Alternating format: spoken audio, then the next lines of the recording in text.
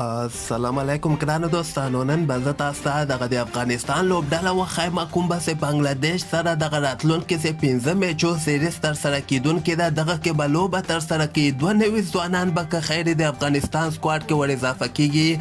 حالان کې د افغانستان کرکټ بورډ له طرف نه خو دغه لوبډله نه ده اعلان شوې، خو امکان لري چې راتلونکي هفته کې به دغه لوبغاړي اعلان شي.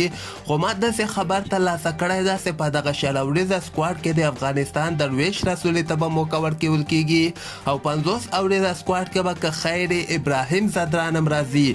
یعنی ډېر زبردست د ټیم به د افغانستان کرکټ بورډ له طرف نه اعلان کیږي. حالان کې دغه کې موږ غواړو چې ګلبدین نایب نور رسخت کې د نسته نه جوړیږي، د ده په ځای باندې یو بل ځوان لوبغاړي ته چانس ورکړي.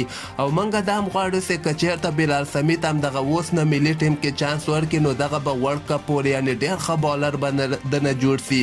دغه د 50 اوریزه لوبډله زه تاسو ته ممکنه لوبډله خیمه سے په دغه کې به حشمت الله شهیدی، حشمت نه علاوه به رحمان الله گربزی، ابراهیم زدران به ریاض حسن به او دین علاوه به رحمت شاهی، نجیب زدران به، شاهد الله کمال به.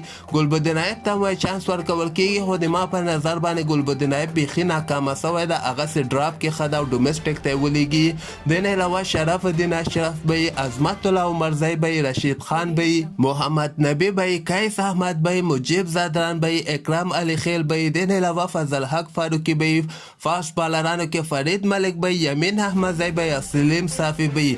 دغه لوبغاړي وایي کیدای شي دغه بنګلادیش سره چې کوم 50 اوریزه لوبه ترسره کیدونکې دي دغه ته دغه لوبډله اعلان کړي. خو زه غواړم چې بلا سمیت هم په دغه سکواډ کې چانس ورکړي ځکه ډېر ښه فاست بالر دی، 140 پورې سپیډ ویستلی شي.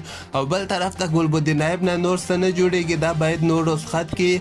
او همدغه ځوانان چې کوم دي همدغه باید افغانستان خپل ټیم کې راواچي کوم چې بنګلادیش سره به لوبیږي. خو شل اوریزه سکواډ کې دغسې خبر ما ترلاسه کړی ده چې درویش رسولي ته به که خیر موقع ورکول کېږي. ګورو د افغانستان کرکټ بورډ له طرف نه هم کېدای شي دغه راتلونکې هفته کې لوبډله اعلان شي. هغې نه وروسته به موږ ته واضحه شي چې دوی ځوانانو سره ځي او که چېرته بیا دوباره هماغه زاړه لوبغاړي سکواډ کې اچوي. خو ما دغسې خبر ترلاسه کړی چې ابراهیم زدران هم سکواډ کې اچول سوی او درویش رسولي شل اوریزه سکواډ کې اچول سوی ده. تاسو په نظر باندې باید کوم لوبغاړي د بنګلادیش خلاف دغه مهم سیریز چې کوم ترسره کیدونکی ده د افغانستان لپاره لوبه ترسره کړي، خپل نظر لاندې ما سره په کمنټ کې شریکولی شئ او د کرکټ تازه خبرو لپاره تاسو دغه چینل هم در سره سبسکرایب کولی شئ.